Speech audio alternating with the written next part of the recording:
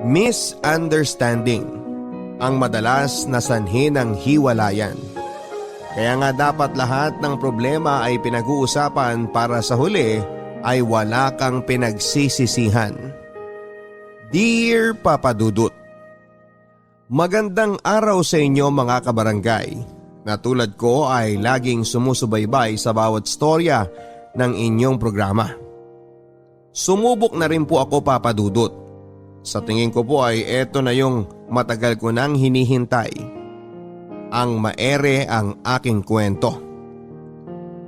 Ako po si Noah, taga Laguna. Ang kwento na aking gustong i-share sa mga kabarangay ay kwento noong binata pa ako at kung gaano naging komplikado ang relasyon namin ng best friend kong babae at ang naging girlfriend ko. Gusto ko pong simulan ang storyang ito kung paanong nasira ang relasyon namin ni Nicole bilang mag-best friend. Classmate na po kaming dalawa simula kindergarten hanggang high school at magkapitbahay lang din po kami. Kaya naman kahit mismo ang classmate din namin ay hindi naniniwala na best friends lang kami.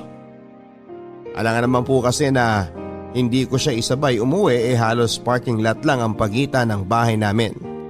At saka pagagalitan din ako ni mama. Gawin ko na daw ang responsibilidad na yon dahil babae daw po ang inaanak niya. Nakasanayan ko na po ang lahat ng bagay. Minsan nga po ay kinikilig na rin ako kapag nag-aasarang kaming dalawa. Hindi ko naman po magawang ligawan dahil hindi ko naman alam kung gusto niya ba talaga ako o pinagtritripan lang niya ako. Gusto ko rin naman po ng assurance. Masakit din po kasi ang mabasted. Mukhang hindi naman niya ako gusto.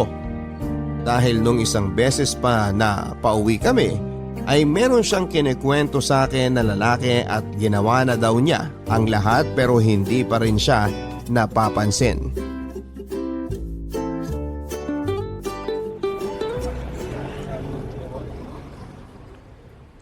Uy, tumabi ka naman. Pag nasagasaan ka, mas lagot ako sa mama ko kesa sa mama mo. Ay, kasi naman Noah, kailan ba ako mapapansin ng crush ko? Ginawa ko na nga lahat May crush ka? Nagkaka-crush ka pala? Aba oo naman. Sino? Classmate natin? Secret. Baka mamaya sabihin mo pa sa kanya. Arte naman ito. O sige, ganito na lang. Sabihan tayo ng crush Sasabihin ko sa'yo kung sino crush ko. Tapos sabihin mo sa akin kung sino yung sa'yo. Ano? Ayoko nga. Di mo naman talaga sasabihin kung sino yung sayo Kilala kaya kita. Pag sinabi ko na sa'yo yung sa'kin, sasabihin mo wala ka naman talagang crush. Ganyan ka naman lagi Grabe ka naman manghusga. Hindi porket maraming nagkakagusto sa akin, hindi na ako nagkakagusto sa iba. Wow! Talagang seryoso ka pa ha? Pero totoo nga, may crush ako. Seryoso. Seryoso talaga? Sino naman? Si Angel. Yung nasa section 1. Tingin kasi ng tingin sa akin ako tuloy yung nagkagusto. Pero maganda naman talaga siya News nga yun ng section nila tapos first honor pa. Bakit? First din naman ako sa section natin O bakit naman napunta sa'yo? Di ba crush natin yung pinag-uusapan? Ang ibig kong sabihin doon, first din naman ako sa atin pero bakit hindi ako magustuhan ng crush ko? Paano mo naman nalaman na hindi ikaw yung crush? Bakit sinabi niya ba sa'yo? Oo! Sino raw? Si Angel. Ha? Parehas kami ng crush? Lokong yun Uunahan pa ako? Huwag kang mag-alala, gagawa ako ng paraan para hindi siya mapunta kay Angel. Ano naman ang gagawin mo? Uunahan ko na yung crush mo. Liligawan ko na si Angel. Tapos, magpa-cute ka pa lalo. Titigan mo rin para ma-fall sa'yo. Malay mo, gumana dun sa crush mo yung ginawa sa akin ni Angel. Pagkatapos ako tingnan-tingnan, ako yung na-fall. Di na kailangan.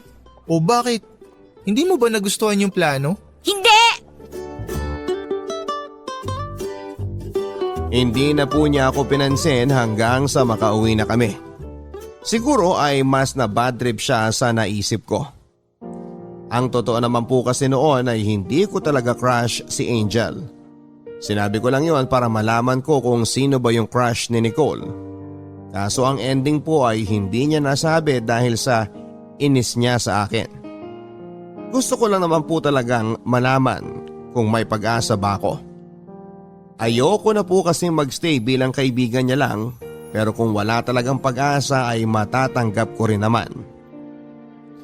Minsan nga po ay pinagseselos ko si Nicole sa mga ex ko pero wala pa ring epekto. Tinatawanan niya lang ako at minsan ay aasarin niya pa ako.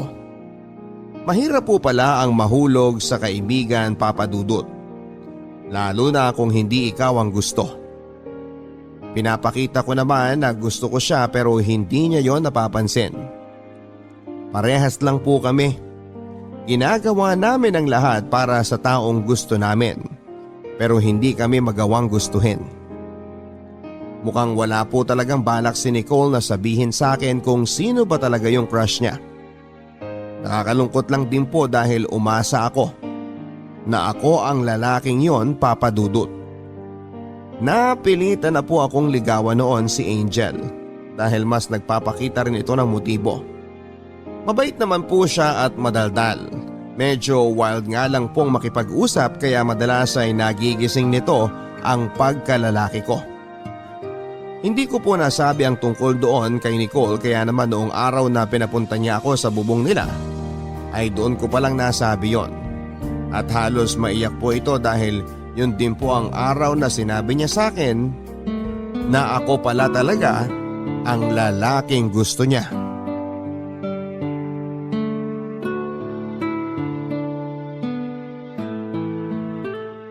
Bakit ngayon mo lang sinabi sa akin na nililigawan mo na pala si Angel? Teka, bakit ka ba nagagalit? Ikaw nga hindi mo pa sinasabi sa akin kung ano pangalan ng crush mo eh. Nagalit ba ako? Hindi naman ako galit. Bakit ka ba ganyan? Wala naman akong kasalanan sa'yo ah. Bakit naiinis ka na naman? Alam mo, daig mo pa yung girlfriend na tupakin. Kasi naman, hindi mo ba nahalata? Hindi mo ba napapansin lahat ng effort ko para sa'yo? Wala lang ba yun lahat? Ha? Ano bang sinasabi mo? Siyempre na-appreciate ko yun lahat. Lagi nga ako nagsi-thank you pag pinakokopya mo ako eh. Hindi naman yun ang ibig kong sabihin eh. Ano nga kasi ang ibig mong sabihin? Noah, ikaw yung gusto ko. Ikaw yung lalaking matagal ko ng crush. Hindi ko masabi yung pangalan kasi ikaw yun. Ikaw yun, Noah! Yan lang ang sasabihin mo? Lang talaga? Wala kasi akong masabi. Sorry na. Sorry? Sabagay, nililigawan mo na nga pala si Angel. Pero hindi naman ibig sabihin nun hindi kita gusto. So, gusto mo rin ako?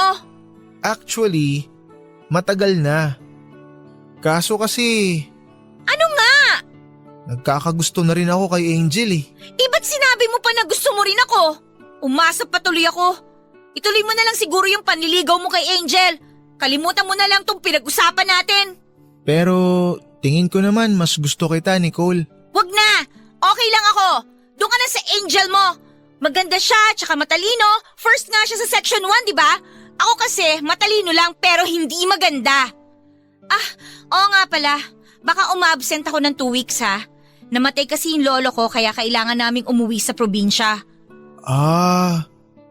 Kaya pala namamaga yung mata ng mama mo. Condolence, Nicole ah. Salamat.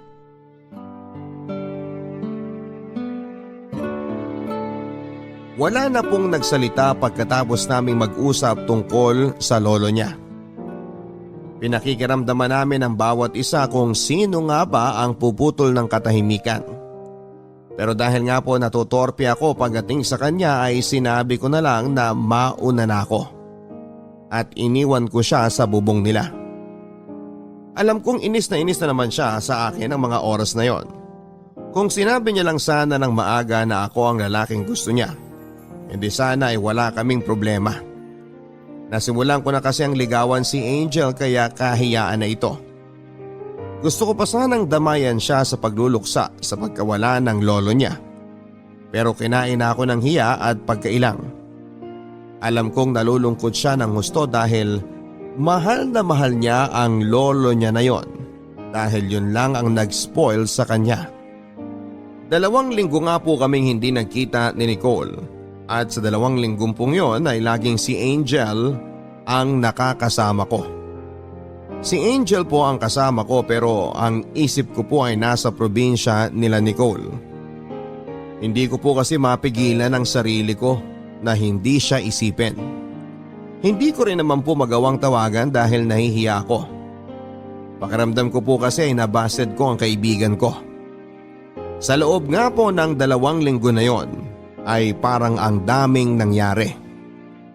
Sa tuwing kasama ko si Angel ay naglalaho talaga sa isipan ko si Nicole. Inaasar na rin kami ng mga classmate namin dahil nakita nila kami na magka-holding hands ni Angel. Noong ihatid ko siya pauwi sa bahay nila. Ang totoo po noon ay si Angel talaga ang humawak ng kamay ko. Siyempre gusto ko rin naman po yon kaya mas hinigpitan ko ang pagkakahawak ko. Kaya kung may makakita po sa amin ay para talaga kaming magkasintahan. 2 araw po bago umuwi si Nicole ay naglakas ng loob na akong tawagan siya. Gusto ko lang po sanang kumustahin pero iba ang naramdaman ko nang marinig ko ang boses niya. Pakiramdam ko po ay nagchichit ako kahit wala naman talaga akong karelasyon. Namiss ko po ang kaibigan ko, Papa Dudut. Hindi naman po ito ang unang beses na hindi kami nagkita ng matagal. Pero ito ang unang beses na na-miss ko siya.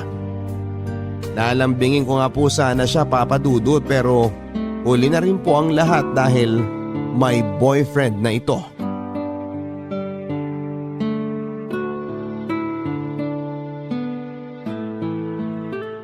Oh, buhay ka pa pala. Grabe naman to. Siyempre naman. Naku naman, ang tagal ko na dito sa probinsya namin pero ngayon mo lang naisipang tumawag sa akin. Nahiya kasi akong tawagan ka. Baka kasi masama pa rin yung loob mo dun sa nangyari sa atin bago ka umalis dito. Di ba sabi ko kalimutan mo na yon? Ayoko nang pag-usapan pa yon. Okay, sorry na. Magagalit ka na naman sa akin eh. Oo na, ba't ka ba kasi tumawag? Ano bang sasabihin mo? Wala naman. Kukumustahin lang sana kita. Alam ko kasing malungkot ka ngayon dahil sa lolo mo. Oo, sobrang lungkot. Buti nga lagi akong tinatawagan ni Ivan eh. Ivan? Sino Ivan? Pasensya na ha. Hindi ko na rin nasabi sa'yo. Si Ivan, yung boyfriend ko.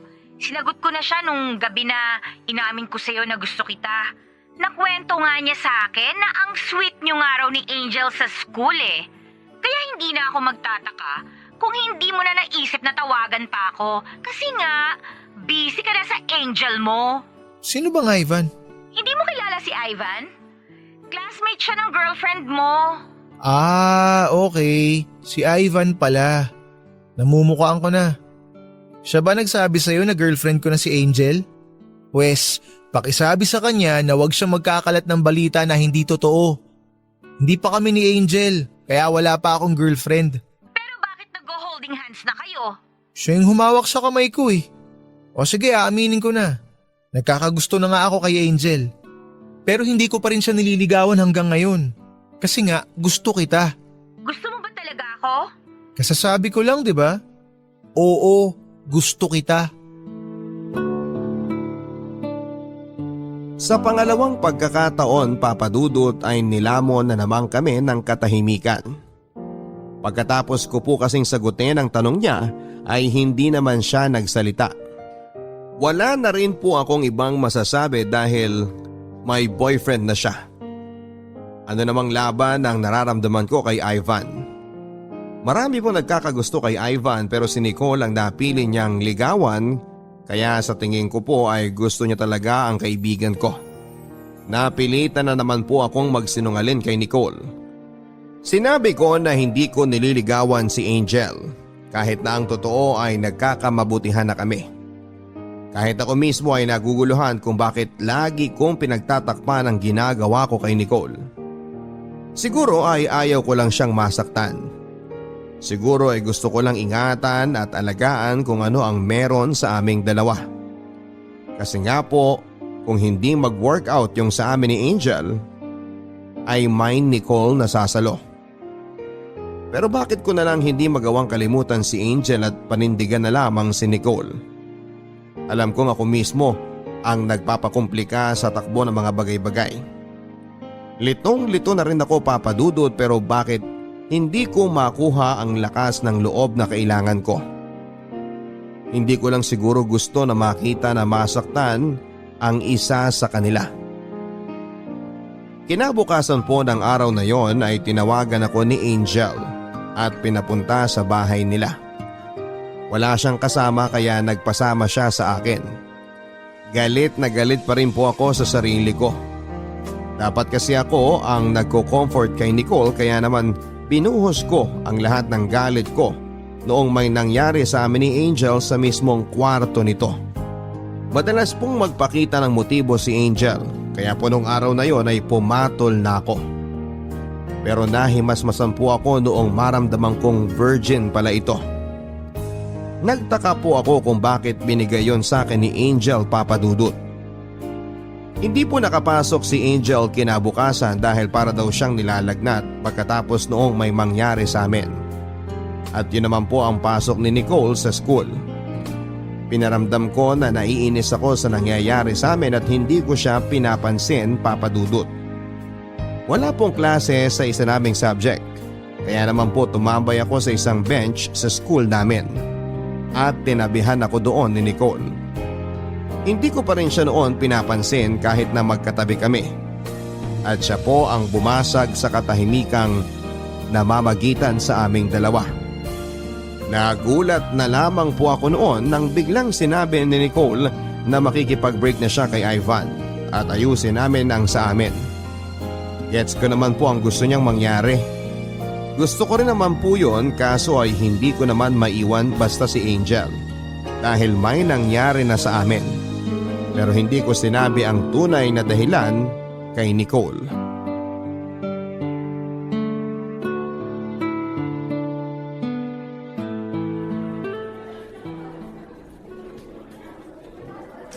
Makikipaghiwalay na ako kay Ivan. Narinig ko kung paano kayong dalawa ni Angel pagkwentuhan ng mga kaklase natin. Ang totoo naman talaga, dapat ako ang nasa posisyon ni Angel, 'di ba? Tayo naman yung totoong nagkakagustuhan eh. Sila lang naman yung panakipbutas. Nasasaktan lang tayo pareho kaya naghanap tayo ng iba. Sabi mo sa akin nung tumawag ka, ako talaga yung gusto mo. Kaya makikipaghiwalay na ako kay Ivan. Ayusin natin yung sa atin. Gagawin mo ba talaga yung mga sinasabi mo? Paano naman si Ivan? Hindi mo ba siya naisip? Pwede naman siya mag-move on na lang eh. Sasabihin ko yung totoo sa kanya na ikaw talaga yung gusto ko. Mas okay naman siguro kung magpapakatotoo ko sa nararamdaman ko. Kesa naman manloko ko, di ba? Ba't ka ba ganyan? Ayaw mo na ba na maging tayo? Hindi mo na ba ako gusto? Gusto. Gustong gusto pa rin kita.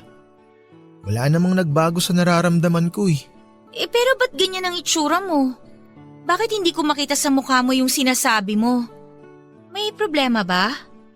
Ay, wala naman. Pero ba't ang tipid mong magsalita? May gusto ka na yata talaga kay Angel eh. Hindi mo na ba kayang hiwalayan siya? Pero paano naman ako? Umasa lang ba ako ulit, Noah? Hindi sa ganun. Hindi pa naman talaga kami ni Angel. Pero yun kasi yung alam ng lahat eh. Kaya nga kung pwede lang sana, hayaan mo muna ako na ayusin muna yung sa amin. Wala naman pala talaga kayong relasyon eh. Ano pa nga ayusin mo? Malapit na rin naman tayong gumraduate. Sa susunod na taon, hindi na kayo magkikita. Pwede mo wag mo nang isipin yun? Hindi kasi ganun kadali yun eh, Kuli. Oo, gusto kita. Gustong gusto kita, pero meron tayong masasaktan. Hindi mo naman kasalanan kung masaktan siya eh. Siya yung nagpakita sa'yo ng motibo. Nilandi ka niya. Kaya kung masaktan siya, dapat lang yun sa kanya. Bakit naman dati kaya mong makipag-break sa mga naging girlfriend mo kahit hindi ka naman nagbibigay ng dahilan kung bakit ka nakikipaghiwalay? Bakit ngayon hindi mo magawa? Nicole, iba na kasi ngayon. Basta magtiwala ka lang sa akin, okay? Pag okay na yung sa amin ni Angel, aayusin naman natin yung sa atin. Basta sa ngayon, magtiis na muna tayo ng ganito. Alam mo, hindi ko pa rin maintindihan eh. Bakit hindi mo na lang sabihin sa kanya ng diretsyo? Kung ayaw mong gawin, edi ako nang gagawa. Ako na yung magsasabi na tayo naman talaga yung nagmamahalan dito. Please, wag! Huwag mo gagawin yan.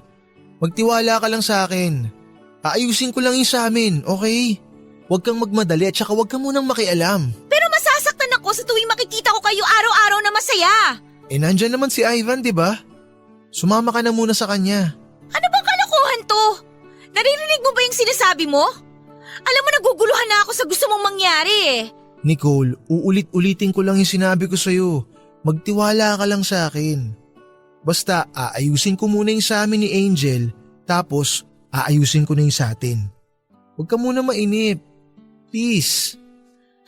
Okay, pero sana ako pa rin yung pipiliin mo sa huli. Sana hindi mo ako pinapaasa. Mahal kita. Paniwalaan mo yun. Magtiwala ka sa akin. Nakita ko po kung paano kumalma ang mukha ni Nicole noong sinabi ko na mahal ko siya, Papa Dudut.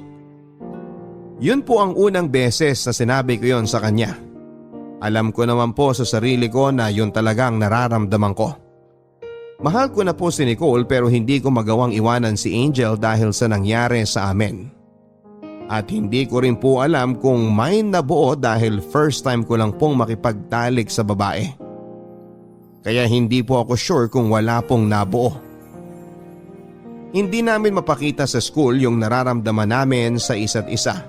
Kaya naman po sa bahay na lang namin nagagawa ang maglambingan. Lumaki na nga po kaming laging magkasama kaya naman po sa tuwing pumapasok si Nicole sa kwarto ko ay hindi nag-iisip ng ibang mga magulang ko. Doon lang po namin nagagawang yakapin ang isa't isa dahil walang ibang makakakita sa amin. Aaminin ko, Papa Dudut, na may malakas na kuryente akong nararamdaman tuwing napapadikit ako kay Nicole. Bagay na pinipigilan ko tuwing magkasama kami sa kwarto. Alam kong nasasaktan si Nicole sa tuwing nakikita niya kami ni Angel na magkasama sa school. Parehas lang naman po kami dahil nanggigigil po ako sa tuwing inaakbayan siya ni Ivan. Wala din naman po kaming label ni Nicole kaya hindi ko rin masabi na girlfriend ko siya.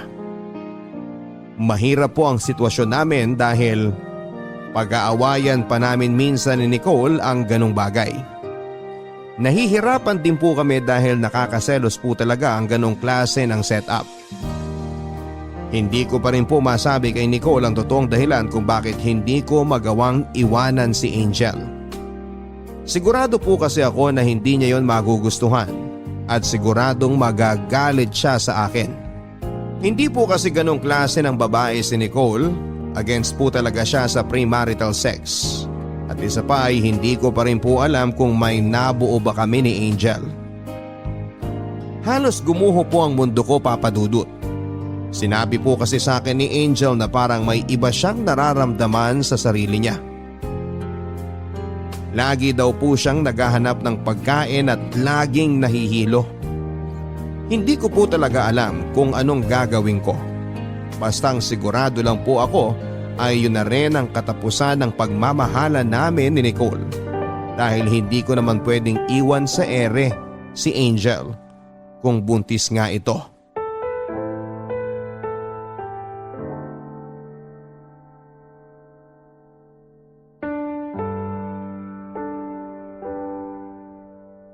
Oh, mag-juice ka muna. Salamat. Ang sweet mo naman. Baliw. Siyempre bisita kita, alangan namang tubig lang ipainom ko sa'yo. May juice naman. Galit agad? Di naman. Hindi ko rin maintindihan yung sarili ko eh. Ang bilis magbago ng mood ko. Hindi naman ako ganito dati. Tapos lagi na lang ako nahihilo. Tapos lagi pa ako nagkikrave sa chocolate. Kaya nga pinabili kita bago ka pumunta dito. Di ba mahilig ka naman talaga sa chocolates? Oo nga, pero iba kasi ngayon. Tapos yung isa pa, delayed na ako ng 1 buwan. Baka naman delayed ka lang talaga. Okay lang, Noah. Expected ko naman na ganyan na magiging reaction mo. Tsaka may kasalanan rin naman ako doon. Kaya kung meron ngang laman yung tiyan ko, piniprepare ko na yung sarili ko na maging single mother. Di ko na to papaako sa'yo. At teka, sandali. Pwede naman nating pag-usapan ng maayos yan eh. Noah, ayoko magpalaglag. Pwede ko rin yun ikamatay. Wala naman akong sinabi na magpapalaglag ka eh. Ang ibig kong sabihin, pwede nating paghandaan yan. Handa naman akong panagutan yung magiging baby natin eh. Talaga? Akala ko sasabihin mo sa akin ipalaglag ko na lang eh. O kaya itatanggi mo na ikaw talaga yung tatay nito. O kaya bigla mo na lang akong iwan. Oh, wag ka nang umiyak. Mamaya makaapekto pa yan kay baby. Malapit na rin naman ang graduation. Pagka-graduate natin, maghahanap ako agad ng trabaho. Pero sa ngayon, isipin muna natin kung paano natin sasabihin sa mga magulang mo yan. Haharap ka talaga sa magulang ko? Oo naman. Ibig sabihin, mahal mo talaga ako. Salamat, Noah. Promise, magiging mabuti akong asawa't ina. Oh, di ba sabi ko sa'yo huwag ka na umiyak? Basta, kung kailan ka maging ready, sabihan mo lang ako. Sasamahan kitang sabihin yan sa mga magulang mo. Sige, sasabihan kita agad. Parang medyo na-excite tuloy ako. Magkakaroon ako ng sarili kong pamilya. Siguro, paabutin muna natin ng 1 buwan bago natin sabihin. Natatakot din kasi ako eh. Okay, sige. Basta sabihan mo lang ako. Okay. I love you, Noah. I love you too.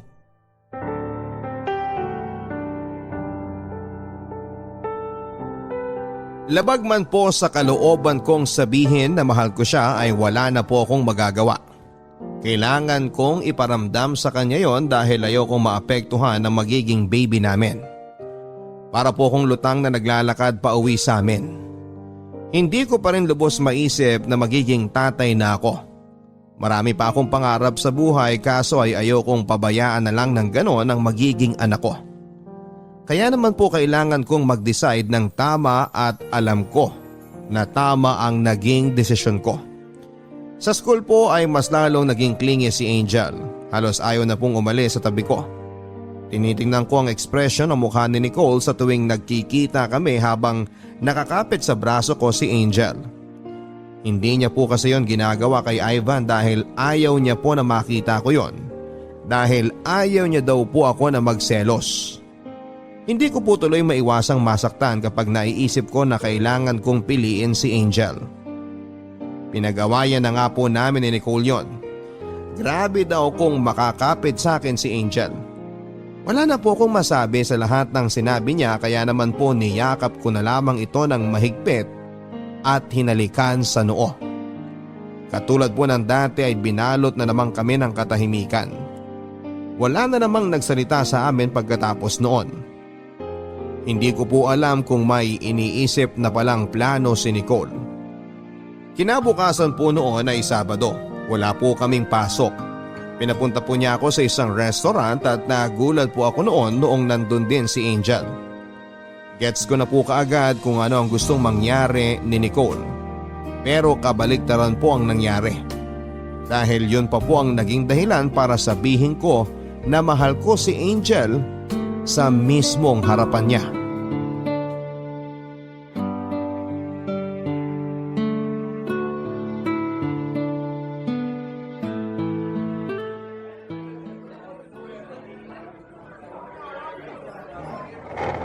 Buti naman dumating ka na.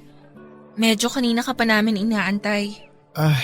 Naku, actually nagmadali pa nga ako eh. Sorry kung nagantay kayo ng matagal ha. Okay lang naman. Ikaw pa malakas ka sa akin eh. Ano ba kasi yung surprise mo? Wala ka namang dala. Kinakabahan tuloy ako. Surprise? Anong surprise? Ha? Sabi ni Nicole may surprise ka daw. Kaya nga pumunta agad ako eh. Di ba meron kang sasabihin, Noah? Sabihin mo na. Ito na yung pagkakataon. Magpakatotoo na tayo. Nakakapagod na kasi eh. Di ba sinabihan na kita na huwag kang gagawa ng ganitong bagay? Pero hirap na ako. Wait, ano bang problema? Ano bang pinag-uusapan nyo? Anong hirap na hirap? Noah, sige na, ikaw na yung magsabi. Mas maganda kung sa'yo mismo manggaling. Ano bang sinasabi mo, Nicole? Noah naman eh! Di na ako natutuwa ah. Noah, ano to? Ano bang nangyayari? May relasyon ba kayong dalawa?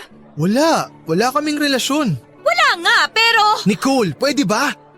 Please, mahal ko si Angel. Hindi ko siya kayang iwan. OMG, kailangan ko umuwi. Sinugod si Daddy sa ospital. Mauna na muna ako sa inyo. Tatanungin na lang kita sa susunod, Noah. Sana magsabi ka sa akin ng totoo. Ihatid na kita. Hindi na. Sa tingin ko kailangan niyo mag-usap. Sapat na sa akin na sinabi mong ako ang mahal mo para pagkatiwalaan kita. Pero magtatanong pa rin ako. Iwan ko na muna kayo. Sige, ingat ka. Noah! Bakit mo ako niloko? Nicole, hindi kita gustong lokohin. Pero kailangan ko siyang panindigan eh. Bakit? Bakit kailangan? Nakipaghiwalay na nga ako kay Ivan, di ba? Tapos ito pala yung mangyayari? I'm sorry, Nicole. Mahal talaga kita. Pero, buntis si Angel. Ano? Noah naman! Ba't mo ginawa yun? Nangyari yun nung sinabi mo sa akin na sinagot mo na si Ivan. Sobra kasi ako nasaktan nun kaya may nangyari sa amin ni Angel. Pero hindi yun sapat na dahilan para gawin mo yun kay Angel. Paano kung hindi naman pala kayo yung magkakatuluyan? Kaya nga pananagutan ko siya. Buntis na siya eh. Nicole, bala ko naman talagang sabihin sa'yo eh. Pero hindi mo sinabi! Pinaniwala mo ako na ako talaga yung pipiliin mo! Grabe, nakakahiya ako! Ako pa yung nagpapunta kay Angel dito! Pero ako pala yung masasurprise! I'm sorry. Ano ba magagawa ko? Nagpaloko na ako sa'yo eh! Kasalanan ko rin naman. Hindi ko na kaya, Noah. Parang gustong bumagsak ng katawan ko. Uwi na rin ako. Naiwan po akong mag-isa noon, Papa Dudut. Hindi ko na rin po siya pinigilan dahil ayoko nang madagdagan pa ang sakit na nararamdaman niya. Gulong-gulo ang isipan ko at parang gusto ko na lang din po na matulog ng isang buong araw at yung tipong wala talagang gisingan. Hindi ko naman gusto na mangyari ang ganito. Sadyang naipit lamang ako kaya kinakailangan ko talagang mamili. At bilang lalaki alam kong tama ang tatahaking kong landas. Hindi na kami nag-usap ni Nicole pagkatapos ng nangyari sa resto. Tinatanong din po ako ni Mama kung bakit daw po hindi na pumupunta si Nicole sa bahay namin. Wala naman po akong masagot kay Mama kaya po siya ang nag-isip ng dahilan. Siguro daw po ay nagka-girlfriend na ako kaya nagselos daw po si Nicole. Medyo tama naman po si Mama pero hindi na po ako sumagot noon. Nakita ko kung paano sinuyo ni Ivan si Nicole. Mukha naman pong gusto talaga siya ni Ivan.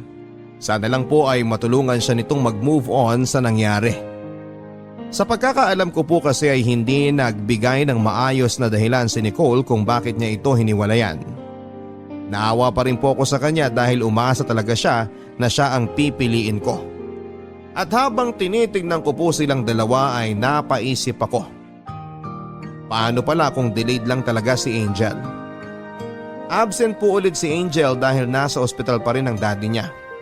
Ang sabi niya sa akin ay papasok na lang daw siya kinabukasan at hahabol na lang sa na-discuss noong araw na yon. Hindi naman po ako kinilit ni Angel tungkol sa nangyari sa resto. Medyo nagtaka rin po ako. Dahil kung ibang babae yon ay malamang ay hindi yon nakatulong hanggat hindi nalalaman ang totoo. Hindi ko po hinintay na tanungin niya ako tungkol doon. Kaya naman po ay ako na ang pumunta sa bahay nila. Nakangiti po si Angel noong pinagbuksan ako ng pintuan. Kakauwi lang din po ng daddy niya galing sa ospital at hindi na rin naman po bago sa pamilya ni Angel na makita ako doon dahil ilang beses na akong pumunta sa bahay nila. Dahil ang alam po nila ay nililigawan ko si Angel. Sinabi ko po sa kanya na kaya ako pumunta doon ay para sabihin sa kanya ang totoong nangyari. Pero ang nangyari po ay siya ang nagpaliwanag sa akin.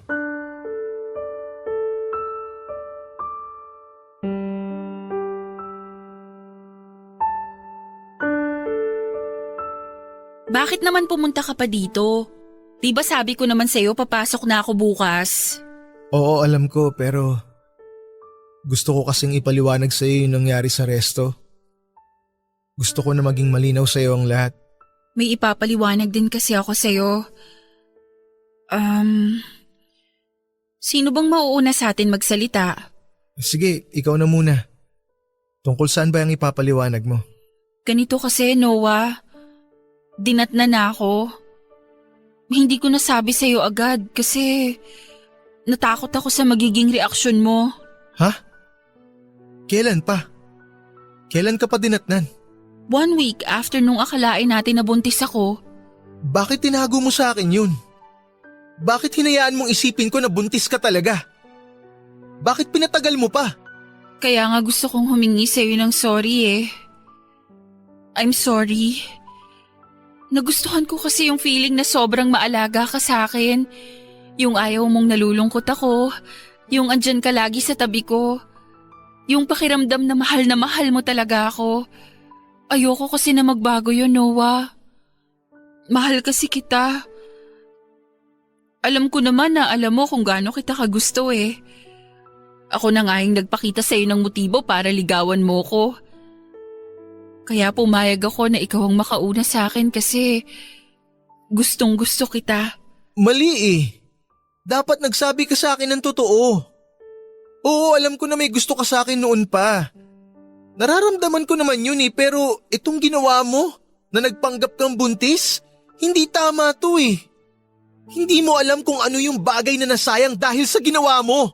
Pero akala ko naman talaga buntis ako. Pero ayoko lang kasi na naiwan mo ko pag nalaman mo na yung totoo. I'm sorry. Pero kung gusto mo na akong iwan, kung gusto mo na makipaghiwalay, hindi kita pipigilan. Malaya kang makakaalis sa buhay ko. Sana lang sinabi mo sa akin ng mas maaga. Hindi naman ako magagalit kung sinabi mo sa akin agad eh.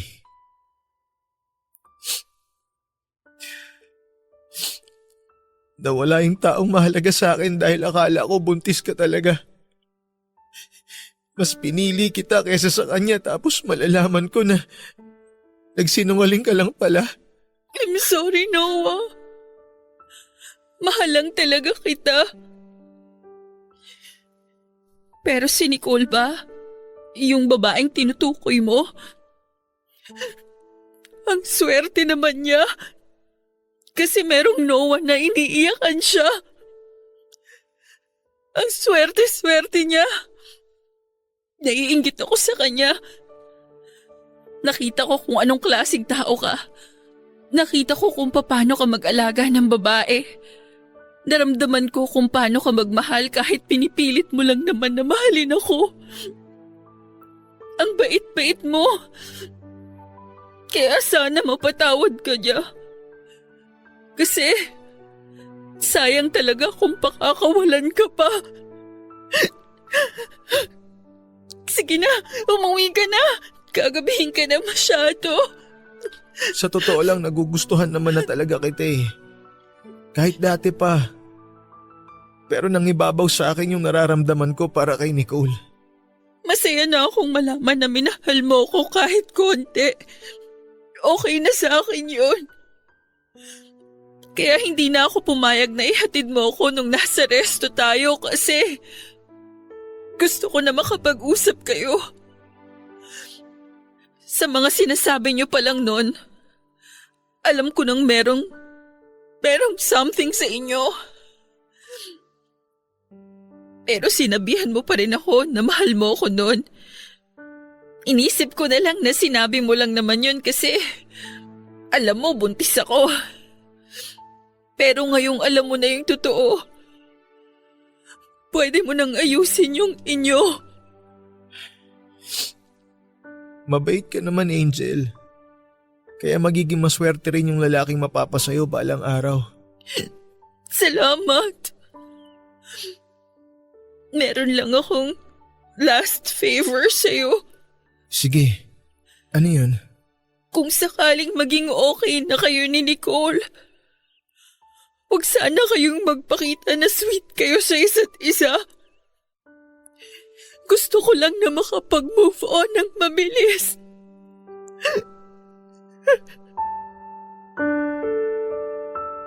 Halos mag-aalas 10 na ng gabi nang makauwi ako sa amin. Tumanggi na po akong maghapunan kina Angel. Nahiya na po kasi ako kaya naman gutom na gutom akong nakauwi sa amin. Okay na po sa akin na maayos kaming naghiwalay ni Angel. Mabait po talaga siyang tao kaya sana balang araw kung hindi na pwedeng maging kami ni Nicole ay sana ay mag-cross muli ang landas namin.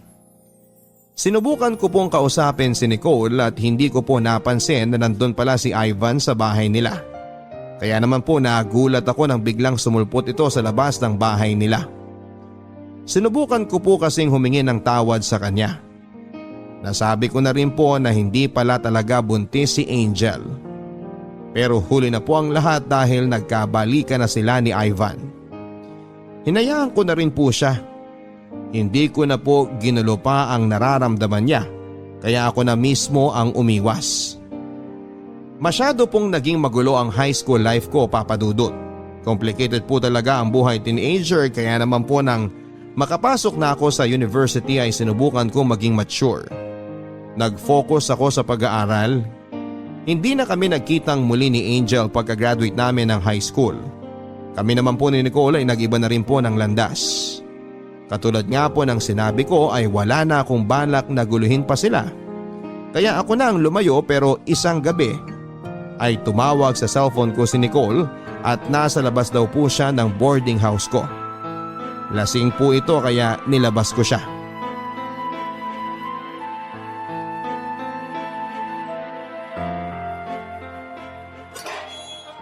Nicole, ano bang ginagawa mo dito? Gabi na. Alam ba ni Ivan na nandito ka? Hindi niya alam. Siyempre, magagalit yun. Ano ba kasing ginagawa mo dito? Tapos lasing ka pa. College na ako, no? Pwede ko nang gawin to. Pwede na ako mag-inom. Sana kay Ivan ka na lang pumunta. Pinagtatabuyan mo ba ako? Kala ko mahal mo ako. Hindi naman sa pinagtatabuyan kita pero lasing ka. Kaya dapat doon ka sa boyfriend mo pumunta. Mag-aalala yun sa'yo. Tapos kung ano-ano pa yung sinasabi mo sa akin ngayon.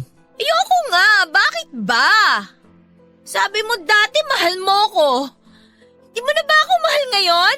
Ha? Dahil ba kay Angel? Bakit ka ba nagkakaganyan? Ano ba yung sinasabi mo? Matagal na kaming hindi nagkikita ni Angel. Dahil kasi sa Angel na yan, kaya nagkagulo-gulo tayo eh. Dapat ikaw yung boyfriend ko ngayon eh. Hindi naman talaga yun buntis, di ba? Nagsinungaling siya para hindi ka mapunta sa akin. Malanding yon. Nicole, matagal na yun. Tsaka huwag ka magsalita ng ganyan kasi hindi mo naman talaga alam kung ano yung nangyari. Hindi mo naman alam kung anong klaseng tao si Angel eh. Ang akala talaga namin nun, buntis siya. Pero bakit hindi ka bumalik sa akin? Inantay pa rin kita. Kasi kayo na ulit ni Ivan nun, kaya hindi na ako nang gulo. Pero ikaw yung gusto ko. Ikaw yung mahal ko. Pwede ko naman siyang iwan kung binalikan mo lang ako nun eh. Akala ko kasi okay ka na nun eh. Akala ko masaya ka na kay Ivan kaya hinayaan na kita. Pero Nicole, matagal na yun. Naka-move on na ako. Ang daya mo! Alam mo ba? Alam mo ba na mahal kita? Ang tagal kitang iniyakan. Ang dami kong pinagsisisihan hanggang ngayon. Sana pala, sinabi ko kaagad sa'yo noon na ikaw talaga yung crush ko. Sana nagpakita na lang din ako ng motibo noon. Sana hindi ko na lang sinagot si Ivan. Sana inintindi ko muna yung talagang nangyari sa inyo ni Angel noon. Eh di sana, ikaw yung kasama ko ngayon. Nasasaktan pa rin ako, Noah. Nicole, I'm sorry. Pero sana wag na natin pag-usapan to. Matagal na yun eh. Tsaka isa pa, hindi na tayo mga bata. Tulungan mo na yung sarili mong mag-move on. Tsaka tinawagan ko si Angel kanina. Sabi ko tawagan niya si Ivan para sunduin ka dito. Parating na sila. Antayin na lang natin. Bakit mo naman tinawagan si Angel? Kayo pa rin ba hanggang ngayon? Hindi kami. Okay? Ngayon ko na lang siya ulit nakausap. Sinabi ko lang sa kanya na ipasundo ka kay Ivan. Wala naman akong number ni Ivan eh. Si Angel meron dahil magkaklase sila nung high school. May number sila ng isa't isa. Kaya nakisuyo lang ako. Pero mahal kita, Noah! Di ba mahal mo ko? Sabi mo sa akin dati, mahal mo ko! Nicole, lasing ka lang. Epekto yan ng alak. Bukas, sigurado ako si Ivan na ulit ang mahal mo. Noah! Oh, sumama ka pa kay Ivan? Oo, hindi rin naman kasi ganun kalayo yung tinutuluyan ko dito. Kaya sabi ko kay Ivan, daanan niya na ako. Nicole, anong ginagawa mo rito? Gabing-gabi na, lasing ka pa. Gusto ko makipag-usap. Kaya ko naman yung sarili ko eh. Ivan, pakihatid mo na lang si Nicole sa kanila. Bagalan mo lang yung pagpapatakbo para hindi kayo maaksidente. Iwan ko na lang yung motor ko dito, pre. Balikan ko na lang bukas. Magta-taxi na lang kami para mas safe si Nicole. Okay, sige. Ako nang bahala magpasok sa loob ng gate mamaya. Mas mabuti nga yung ganun. Iwan mo na rin yung helmet mo para wala kang bitbit. Nicole, let's go. Noah! Uy, ano ko ba? Halika na. Ayokong umuwi, Halika Ivan. na. Ano ba? Tama na. I'm sorry Nicole pero kailangan mo nang umuwi. Magpahinga ka na muna. Sige Ivan, mag-ingat kayo Sige pre, salamat. Salamat din.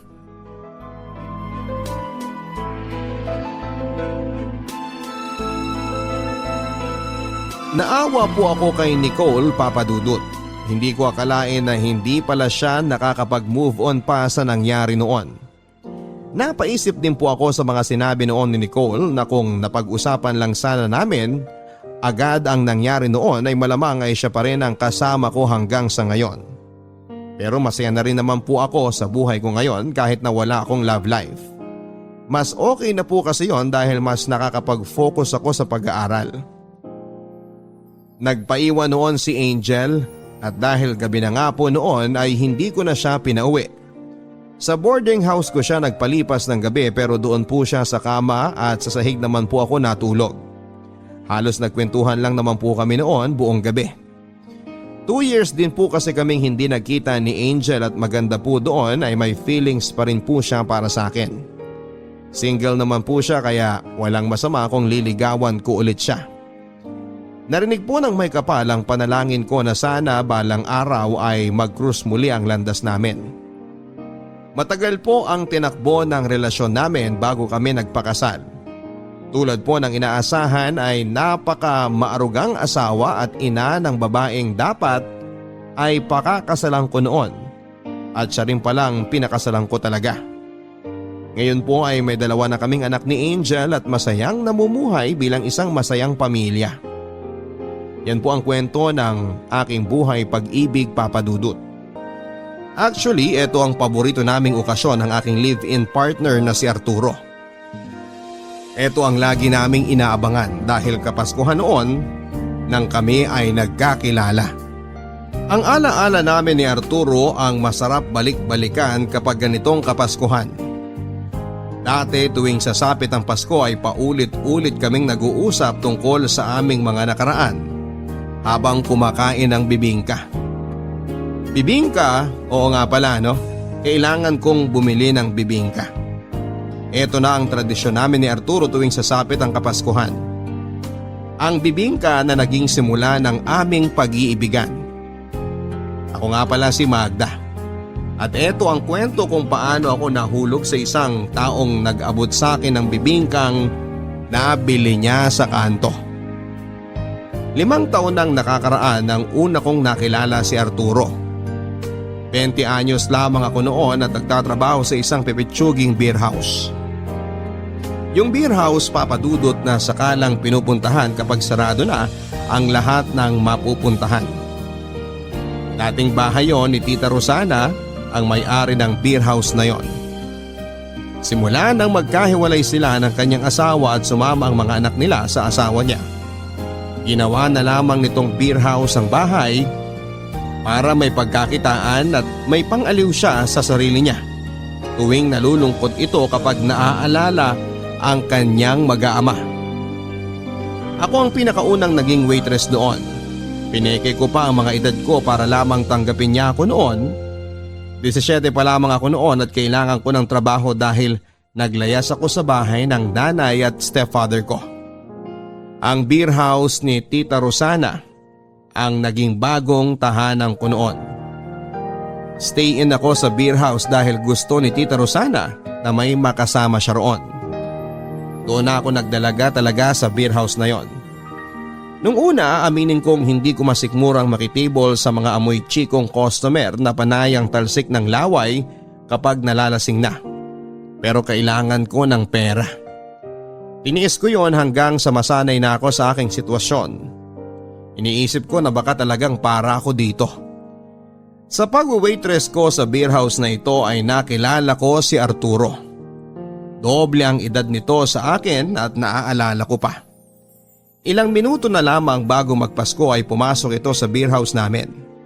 At dahil nga kailangan naming kumita kahit kapaskuhan ay pinapasok namin siya. Ako ang sumalubong sa kanya at nakita kong nakangiti na ito kahit mukhang kinakabahan. Halatang unang beses lang na pumasok sa beer house ang mamang ito. Madaling makukuhanan ng pera. Madaling mauuto. O ano? Kape lang talaga ang o-orderin mo? Arturo ang pangalan ko kung sakaling gusto mong malaman. O Mang Arturo, kape lang ba talaga ang o-orderin mo? Oo sana. Kasing presyo na yan ng beer dito. Mag-beer ka na lang kasi, samahan kita. Magkano lang naman yung ladies drink eh? Naku di doble yung bahid ng ladies drink. Sabi kasi nung kasamaan kong jeepney driver. Ah, jeepney driver ka pala. Oo, ito na yung nakamulatan kong trabaho. Ikaw, yung… Pamumokpok ang nakamulatan kong trabaho. Oo rin. sa tingin ko hindi ka naman pokpok eh. Hindi talaga. Tumitable lang naman ako pero hindi ako nagpapagalaw. Pero para sa lahat, ka-level ko pa rin yung mga pokpok dyan. Kasi sa beer house daw ako nagtatrabaho. Dapat hindi ganun. Servidoro ka lang naman ng alak. At nakikitable. Kaya titable mo ba ako ngayong Noche Buena? Palit yung kawali ka naman dyan. Sige na, dali na. Gutom ka na ba? Kanina pa. Tsaka Noche Buena na ngayon. Dapat sagana ang lamesa natin, di ba? Ay, oo nga pala. Pero di ba dapat hamon? Wala kaming hamon sa menu. Ang meron lang, mani, sisling hotdog, sisig, paksiw at saka lechon kawali. Mamili ka na ron. Tunog Pasko naman lahat. Busog pa naman ako eh. Paano naman ako? Tititigan na lang kita dito magdamag hanggang lumamig yung kape mo. Sa totoo lang, may dala akong bibingka rito. Ito, mainit pa. Masarap yan sa kape. Talagang nagdala ka ng bibingka sa beer house? Kahit saang lugar naman, masarap kainin yung bibingka. Salamat. Gusto mo rin ba ng kape? Kumuha ka lang sa'yo habang nagkikwentuhan tayo. Beer. Gusto ko ng beer. Di na kasi maganda ang beer kung iinom ka ngayon. Makakabagin ka. Saan ka naman galing na planeta at iniisip mo nakakabagin ako kapag uminom ako ng beer sa gabi? Hindi kasi ako umiinom eh. O sige na, ako nang kukuha ng kape mo. At kape mo rin. Oo na lang. Si Arturo ang unang lalaking inorderan ako ng kape sa beer house na yon. Madalas puro alak ang binibili sa akin. Gusto nila akong lasingin para magawa nila ang gusto nila sa akin pero matibay ata ako pagdating sa alak. Bago pa nila ako mapatumbay sila ay subsob na sa lupa. Kinain ko ang dalang bibingka ni Arturo at aaminin kong masarap yon. Bata pa lamang ako noong huli akong nakakain ng bibingka. Buhay pa ang tatay ko noong binilhan niya ako ng bibingka pagkatapos naming magsimbang gabi. Hindi ko makakalimutan ang huling simbang gabi na nakasama ko ang tatay ko. Masaya kaming pareho noon habang nilalantakan ng binili nitong bibingka sa gilid ng simbahan. Nagkakaagawan pa kami noon sa kaunting nyog at pareho kasi naming gusto yon. Lalo na kapag naihahalo yon sa margarine ng bibingka. Nagmamadali kaming umuwi noon para maabutan pa ni nanay na mainit ang bibingkang binili namin para sa kanya. At dahil napaaga kami kesa sa inaasahan ni nanay ay nagulat siya, Papa Dudut. Nagulat kami. Si nanay nahuli namin ni tatay na kasiping ang aming kapitbahay. Naaalala ko pa na hindi nagsalita ang tatay at lumabas ng bahay. Hindi ko rin alam ang gagawin ko. Pinalabas ako ni nanay ng kwarto at sinara ang pintuan. Hindi ko alam ang nangyayari at nasa sala ko noon habang hawak ang bibingka. Nang lumabas si nanay ay kasabay na nito ang kapitbahay namin. Hinatid niya ito palabas. Nang bumalik si nanay sa loob ay hinarap ako nito at tinanong kung saan nagpunta si tatay. Umiling ako. Hindi ko alam. Hindi ko namalayan. Yun na ang huling beses, Papa Dudut, na nakita namin ni nanay si tatay. Wala na kaming naging balita sa kanya. At ang kapitbahay namin, doon na tumira sa bahay namin, hanggang isang araw ay naging tatay-tatayang ko na ito. Naging stepfather. Mula noon ay hindi na katulad ng dati ang buhay ko.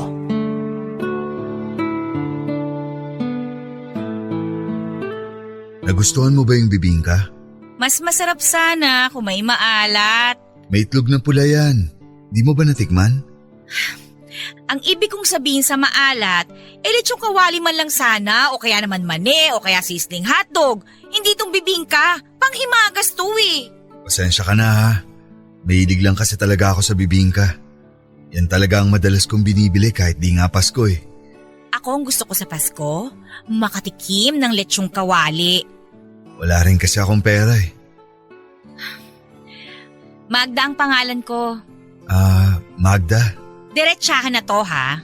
Pag magte-table ka, asahan mo nang magpapabili ang ite-table mo ng ladies drink o kaya naman pulutan. Maramihan ako kung umorder. Kailangan maramihan para kumita ang beer house na to. Tsaka may ipasahod sa akin. Naiintindihan mo ba yon? Magkano ba ang kailangan mo? Maraming pera! Hindi kasi kalakihan ng pera ko eh. Jeepney driver lang ako. Magkano ba ang kinita mo ngayon? Sapat lang para sa akin at para sa… Sa asawa mo? Wala na akong asawa. Anak? Hindi kami nabiyayaan. Saan pa napupunta yung iba mong pera? Dun sa mga batang kapitbahay ko. Nakakaawa kasi. Kaya tumutulong ako para may pangkain sila. Paano naman ako?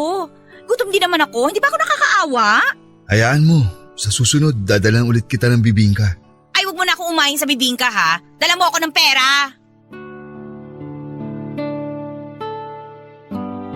Alam kong nabigla si Arturo sa naging diretsahang kong sagot sa kanya. Ano pa bang inaasahan niya? Beer house yon, pokpok ako. Kapag tinable mo ako ay ibibigay mo lahat ng kailangan ko. Para napahiya pa itong tumango. Kapwa kami natahimik. Kunwari ay nililinisan nito ang kumukupas niyang sombrero habang ako naman ay tinititigan ang aking kuko para maramdaman niyang naiinip na akong kasama siya. Kung hindi lang niya ako binilhan ng kape ay hindi naman ako mananatili doon. Kung may ibang customer nga lang sana madali lang siyang iwan pero Noche Buena kasi noon. Sinong pupunta sa beer house, hindi ba? Ewan ko ba kay Arturo kung bakit sa dinami-rami ng araw sa kalendaryo naisip pang pumunta kung kailan Noche Buena na. Wala ba siyang ibang mapupuntahan? Nang magpaalam na ito ay ngumiti ako at pinaalala sa kanya na kung magbi-beer house siya ay siguraduhin niyang may pera siya na dala. Tumango naman ito at ngumiti. Nagpaalam ito at sinabing mag-ingat ako. Akala ko ay hindi na siya babalik pa dahil napahiya na.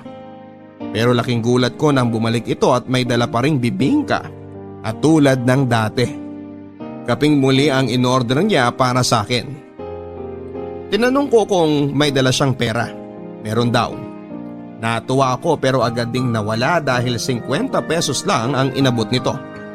Tinanggap ko pa rin, pera pa rin yon. Pangbili ng yosi at napkin. Ayos na rin kesa wala. Naging madalas ang pagpunta ni Arturo sa beer house. Wala itong ibang pinupuntirya kundi ako. Madalas na ako niloloko ng mga kasamahan ko at sinasabing sugar daddy ko raw ito.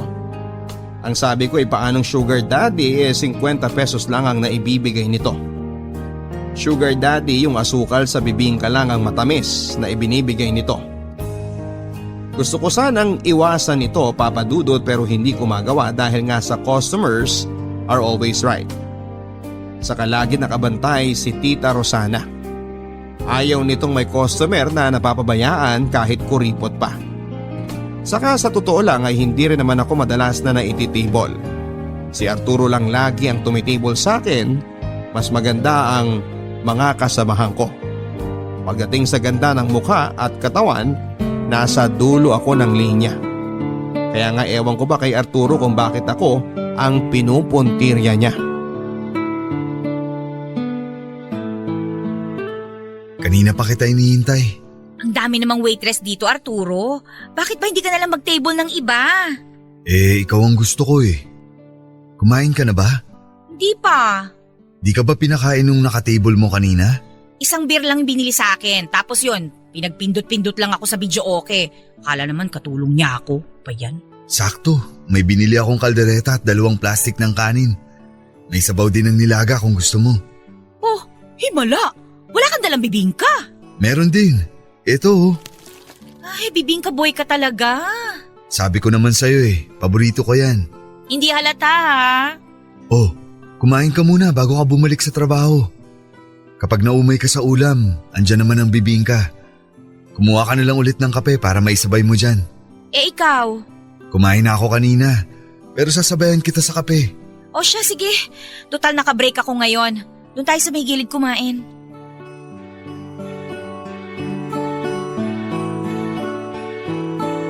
May naging asawa na si Arturo. Ayon sa kwento niya, 5 taon silang magkarelasyon bago sila ikasal. Ito ang unang GF niya. Isang mananahi at hindi sila nagkaroon ng anak dahil may diferensya ang babae. Tinanggap na lang nila yon at nakontento na lamang sa pagbibigay ng pagkain sa mga batang nangangailangan tulad ng kanilang kapitbahay. Masaya naman silang dalawa, Papa Dudut. Kontento na lang sa piling ng isa't isa. Kahit wala na raw silang maging anak ay ayos lang basta't magkasama sila. Pero mukhang pati yon ay hahadlangan pa ng kapalaran. Isang araw ay na-diagnose ang kanyang asawa na may leukemia at isang araw ay binawi na ito ng Diyos. Doon napunta lahat ng ipon nilang mag-asawa. Naubos sa pagpapagamot na nauwi rin sa wala. Isang dekada na raw ang nakakaraan mula nang namatay ang asawa niya. Pero hindi pa rin ito maisip na maghanap ng bago. Nag-focus ito sa pagiging jeepney driver at tinuloy ang nakasanayan nilang mag-asawa na tumulong sa mga batang nangangailangan. Matapos kong marinig ang kanyang kwento ay naawa ako rito. Nakonsensya ako sa ginawa kong pagmamaldita sa kanya. Kaya naman sa mga sumunod na pagpunta nito sa beer house ay naging mabait na ako sa kanya. Kahit pa kapilangang na ibibigay nito sa akin at bibingka. Lagi pa rin itong nag-iiwan ng 50 pesos kada gabi at kapag malakas ang kita niya ay may dala-dala itong pagkain galing karinderya para may panglaman daw ako sa aking tiyan bago ako sumabak sa mga alak. Mabait naman siya sa akin, Papa Dudut. Naalala ko tuloy ang tatay ko sa kanya. Nakwento ko na nga rin ang nangyari sa akin noong bata ako at kung paano ako napadpad sa beer house na yon. Mas dumoble tuloy ang awa nito sa akin. Dinalasan nito ang pagdalaw sa akin kahit alam kong pagod ito mula sa biyahe niya at nagpupuyat itong samahan ako kahit alam niyang maaga pa siya kinabukasan.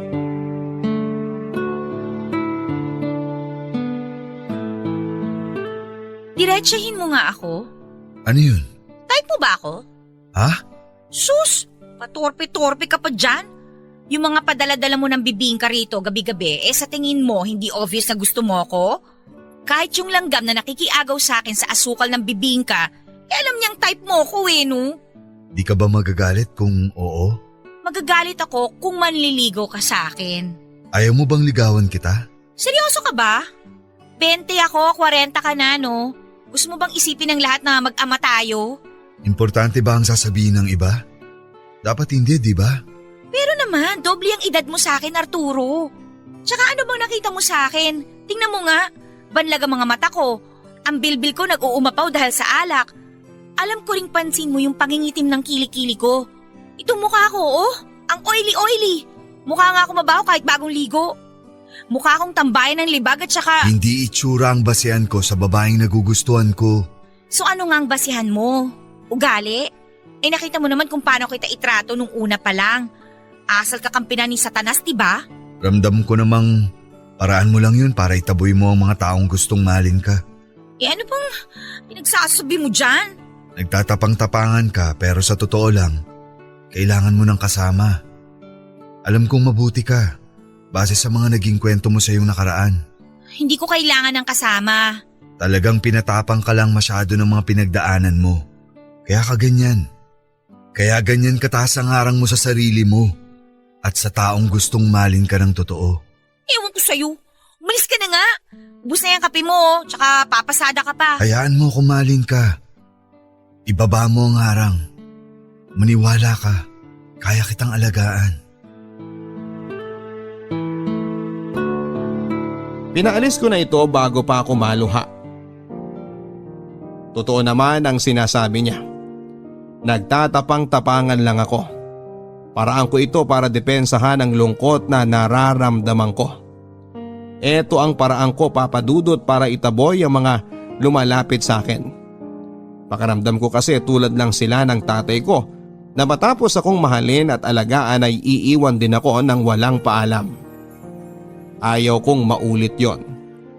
Ayoko na at hindi na kaya ng puso kong tumanggap muli ng ganong klase ng sitwasyon at hindi ko yon hahayaang mangyari. Kaya nga lahat ng sumubok na manligaw sa akin ay tinataboy ko. Nawala naman silang lahat matapos kong gawin yon pero iba itong si Arturo. Kahit na anong taboy ko ay paulit-ulit ang pagbabalik niya para patunayang gusto niya ako talaga. Nang mga sumunod na punta ni Arturo sa beer house ay lagi itong may dalang isang pirasong rosas at ulam. Minsan bumibili din ito na magagamit ko tulad ng suklay, bimpo, mga 3-in-1 na kape, mumurahing lotion, masyadong mapulang lipstick na pati napkin ay siya na rin ang bumibili. Praktikal kasing tao ito. Mas gusto niya yung ibinibigay niya sa akin ay magagamit ko. Tinatanong ko siya kung bakit nagbibigay pa ito ng rosas hindi naman praktikal yon. Ang sagot niya, deserve ko raw ang kagandahan ng rosas. Hindi na ako nakapagsalita pa. Aaminin ko sa inyo, Papa Dudut, na unti-unti nang nahuhulog ang loob ko kay Arturo. Pero hindi ko magawang sabihin yon sa kanya. Hindi ko pinaparamdam sa kanya. At kahit mahigit 1 taon na ang lumipas ay hindi ko pa rin siya sinasagot. Hindi naman ako nito minamadali. Ang sabi niya ay handa siyang maghintay hanggang mahaling ko na siya. Isang bagay na mas lalong nagpa-fall sa akin sa kanya. Hindi lahat ng lalaki ay handang gawin yon. Yung iba kapag hindi pa rin sinasagot sa loob ng 1 buwan ay naghahanap na ng iba.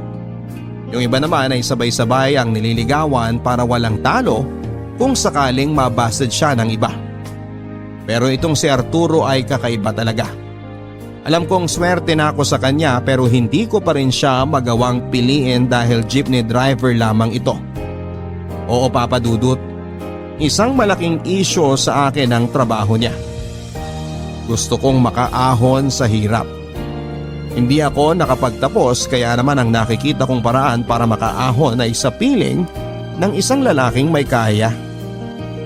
Yung lalaking may magandang trabaho at kahit na anong hilingin ko ay maibibigay niya. Pero bakit pa ba ako umaasa? Sino ba naman ang susustento sa akin? Una pa lang ay sinabi ko na sa inyo na hindi ako maganda. Ipitsugin pa ang beer house na pinagtatrabahuhan ko. Sa tingin ninyo ay sinong mayamang lalaki o may kayang lalaki ang papasok sa beer house at magiging Prince Charming ko? Wala naman, hindi ba? Si Arturo lang ang Prince Charming na bigay sa akin pero prinsipeng walang pera. Sabihin nyo nga sa akin, masama ba talaga na umasa o mangarap na makakahanap ng lalaking may sapat na pera para iahon ako sa hirap? Nakapagpasya na ako, iiwasan ko na si Arturo. Eto lang naman ang nararapat. Wala akong magandang kinabukasan kung siya ang pipiliin ko. Isipin nyo na lang ha, hindi na nga sapat ang kinikita niya. Sa pagpapasada, nagbibigay pa ito ng pera sa mga hindi niya kaano-anong mga bata. Paano naman ako kung nagkataon na karelasyon ko na siya, hindi ba? Praktikalan na ngayon. Utak muna, bago puso. Iniiwasan mo ba ako? Hindi ba obvious? Pero bakit? May nagawa ba akong mali? Wala. Bakit nga? Kasi nga 'di ba binabasted na kita? Ano bang dapat gawin pagkatapos nun? Di ba dapat iwasan ka na? Pwede naman akong maghintay kung talagang hindi ka pa handa eh. Hindi ako magiging ready sa'yo. Huwag mo nang sayangin ang oras mo. Mandigaw ka ng iba. Pero ikaw ang gusto ko. Gusto mo bang ulitin ko sa pagmumukha mo lahat ng kapintasan ko para matauhan ka? Pati mga kapintasan mo minahal ko na. Talaga lang ha? Magda, pakiusap. Umalis ka na, pwede ba? Hindi ako matitable nito kung dikit ka ng dikit sa akin. Hindi ako aalis. Umorder ka ng gusto mo at ako na ang bahala. Ikaw talagang bahala? 50 pesos nga lang ang kaya mong ibigay sa akin. Anong akala mo rito sa beer house namin? Karinderya? Mahal kita, Magda. Magmahal ka na lang ng iba. Ikaw ang gusto kong makasama. Hindi kita gustong makasama. Magda, huwag mo naman akong itaboy. Alam kong gusto mo rin ako pero… Ang kapal naman ang mukha mo, oy. Para nakitang tatay for your information. Nakikita ko ang ngiti sa mga mata mo kapag kausap mo ako. Di mo basta-bastang mapepeke yun. Pwede bang maningning lang talaga ang mga mata ko dahil uminom ako ng gin? Turo sa akin ng nanay ko noon na kapag ang mata ang nakangiti, totoo ang nararamdamang saya. Alam kong masaya ka kapag kasama ako, Magda. Lakas din no? Magda. Ano bang…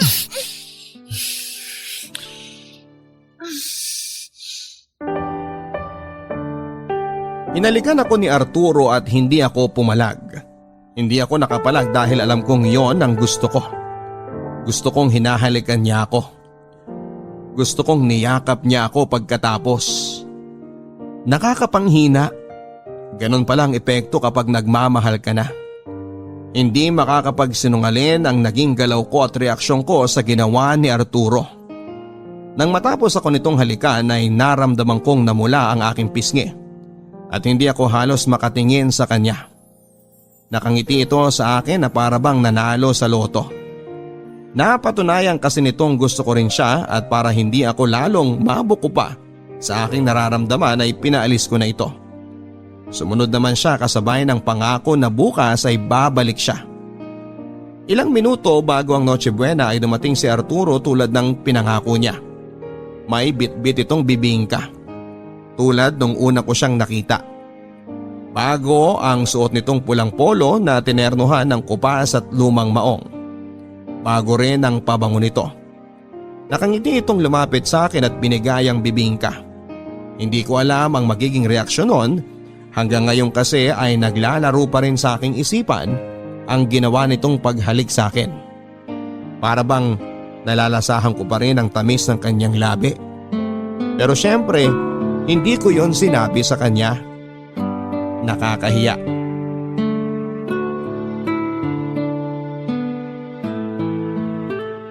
Bumalik ako. Alam ko. Di ako nakatulog kagabi kakaisip sa labi mo. Tumigil ka nga. Kahit ang labi mo nagsasabing gusto mo rin ako. Masyado kang nag-iilusyon. Pwede bang tigilan mo na yan? Magda, mahal kita. Kung natatakot ka pa rin magtiwala, naiintindihan ko. Pero di ibig sabihin nun titigil na ako. Mahal kita at gagawin ko ang lahat para mapatunayan sa'yo na pagdating sa akin, wala kang magiging problema. Walang problema? Problema mo nga lagi pere.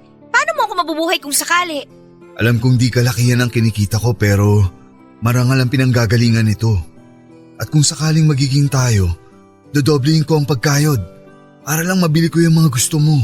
Kahit doblehin mo pa ang kayod mo, hindi pa rin magiging sapat kasi… Kasi jeepney driver lang ako. Magda, kaya kitang buhayin. Kaya kong ibigay yung mga gusto mo. Pagsisikapan ko. Huwag ka nga magsalita na parang ang dali-dali lang ibigay yung mga gusto ko. Bakit kaya mo ba akong bilhan ng mga damit, sapatos, pabango, tsaka bagong cellphone? Di ba hindi? Pagsisikapan ko. Puro pagsisikapan hanggang 50 pesos nga lang ang kaya mong ibigay sa akin. Nag-iipon kasi ako para may pagkunan ako kapag may ipapabili ka kung sakaling magiging tayo. At kapag nagsama na tayo. Inaaya mo ba ako mag-live-in? Kung papayag ka. Alam mo, ikaw… Papayag ka ba? Oo! Hindi ko alam kung ano ang sumanib sa akin para pumayag na makipag-live-in kay Arturo. Hindi ko rin alam ang sumanib sa akin kung bakit ko siya sinagot noong Noche Buenang yon. Pero ang alam ko ay naging masaya ako sa naging desisyon ko.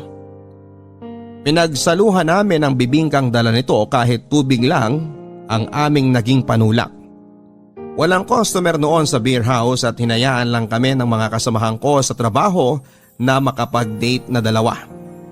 After namin kumain ng bibingka ay inaya ako nitong maglakad-lakad sa labas. Panayang yakapan naming dalawa habang pinagpaplanuhan ang nalalapit kong paglipat sa bahay niya.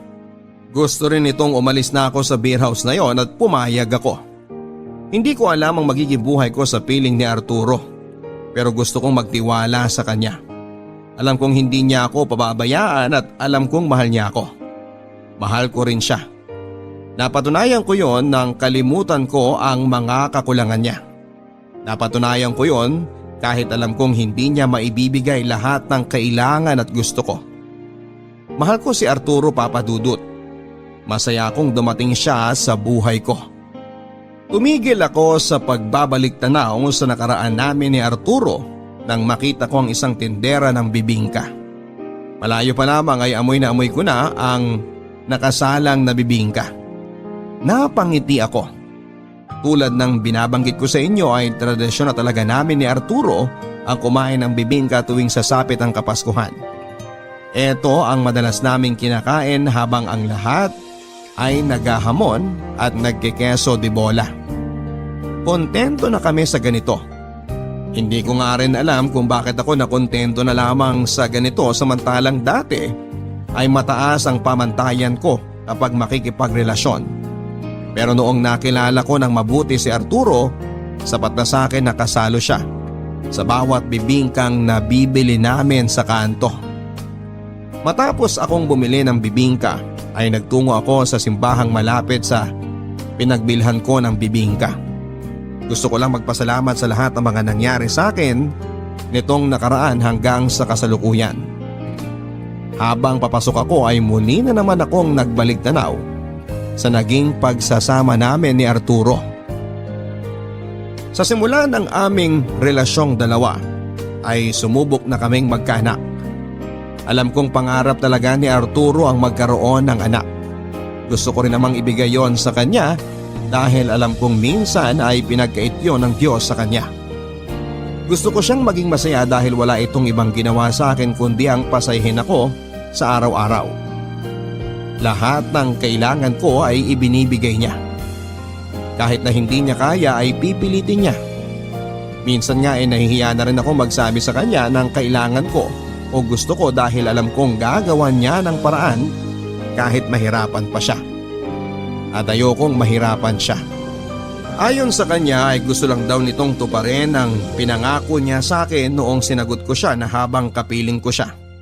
Lahat ng gusto ko ay pagsisikapan niya at kahit na ilang taon na kaming nagsasama ay hindi pa rin siya nagbabago. Gusto pa rin itong ibigay lahat ng maibigan ko. Kaya naman nang hilingin ito na sana ay makabuo na kami ng anak ay pumayag ako. Handa na rin ako. Wala naman akong ibang nakikitang magiging ama ng anak ko kundi si Arturo lamang. Ilang beses kaming sumubok, Papa Dudut, pero walang nangyari. Ayaw namin magpa-check up, Papa Dudut, sa takot na baka balitaan kami ng hindi maganda ng doktor. May takot na rin talaga sa doktor si Arturo. Ang huling beses niyang nakakita ng doktor ay noong buhay pa ang asawa niya. Ang sabi ko sa kanya ay mukhang kailangan ko na rin magpa-check up para malaman kung sa akin ba ang diferensya kung bakit kami ay hindi magkaanak. Nung una ay alanganin nito at ang sabi niya ay wala namang magandang balita lagi ang doktor. Hinawakan ko ang kamay niya at sinabing magtiwala siya. Pumayag siya pero sa dulo ay tama rin pala siya. Walang naging magandang balita ang doktor.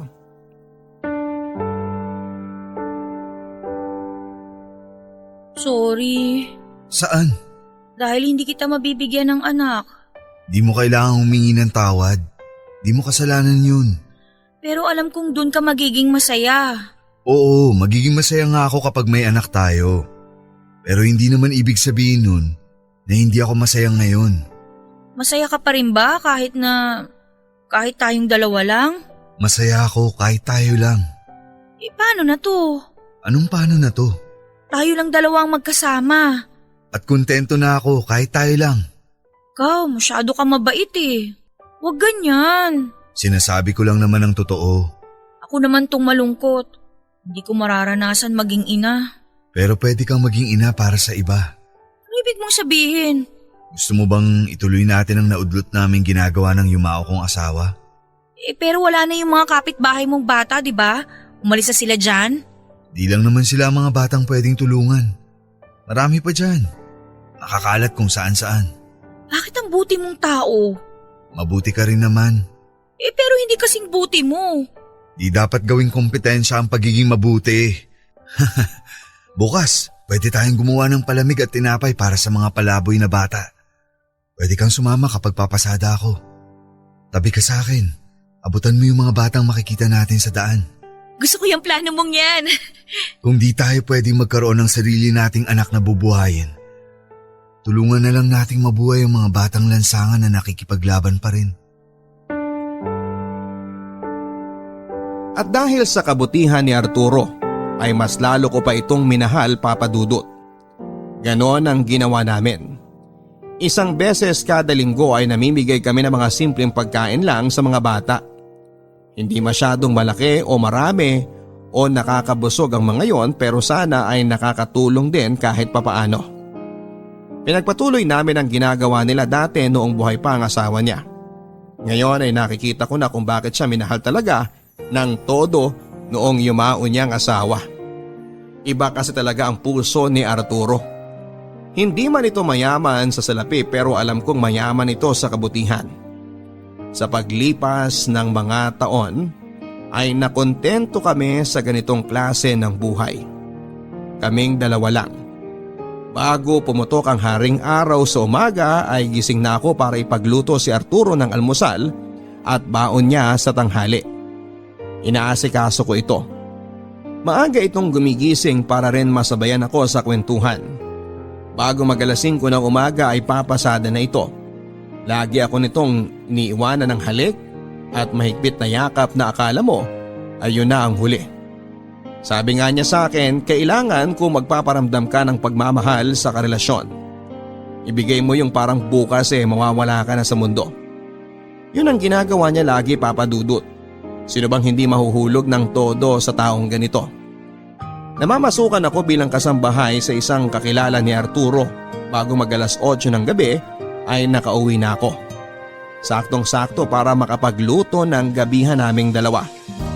Minsan kapag nahuhuli ako ng uwi ay kumakain na lang kami sa karinderya. Yun na tuloy ang naging date naming dalawa. Nagtatawanan kami habang nagkwekwentuhan kung ano ang nangyari sa mga araw namin. Walang humpay na saya. Yon ang alam ko sa pagsasama naming dalawa. Kapag uuwi na ay dadaan muna kami sa bakery na bukas at bibili ng kahit na anong tinapay para pangdagdag sa aming almusal. Sa aming pagtulog na dalawa ay lagi niya akong kinakantahan hanggang makapikit na ang aking mga mata. Sinisigurado nito na mas nauuna akong makahimbing sa pagtulog para raw mabantayan pa niya ako. Nasabi ko naman sa inyo na tuwing sasapit ang Kapaskuhan ay tradisyon na naming mag-asawa ang bumili ng bibingka para pagsaluhan. Pagkatapos naming magsimbang gabi, uuwi kami sa bahay, ipagtitimpla niya ako ng kape na tulad ng kapeng tinitimpla ko sa kanya noong nagtatrabaho pa ako sa beer house. Nagbabalik tanaw kami sa aming nakaraan. Paulit-ulit lang kami sa pagkikwento tungkol sa una naming pagkikita hanggang sa ligawan niya ako. Pero ewan ba namin kung bakit hindi nakakasawang pakinggan yon taon-taon. Ganon siguro talaga kapag gusto mo ang mga ala-alang binuo niyong dalawa. Kahit na ilang ulit niyo pang balikan, parang sariwa pa rin ang lahat.